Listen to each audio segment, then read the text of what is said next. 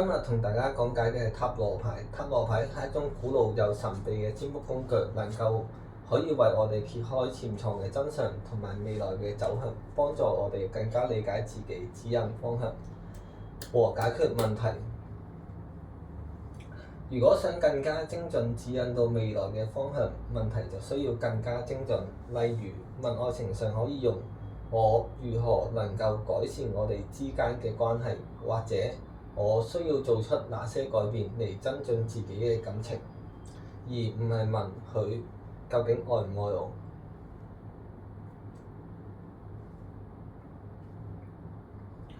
而呢一次我哋塔羅牌會混合咗盧氏嘅查氏法術，融合為法術嘅塔羅，令到可以更加精準，可以占卜到事情嘅發生。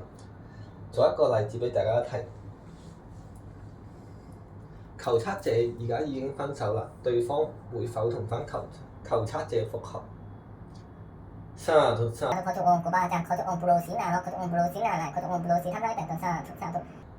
希望可以指出而家求測者最適合嘅情況。佢而家就會指向左邊嘅牌陣，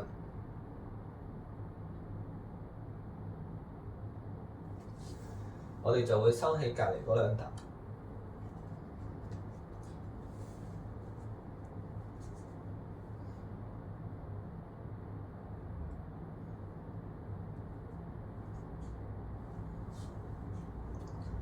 呢三沓入邊邊個最適合佢嘅情況？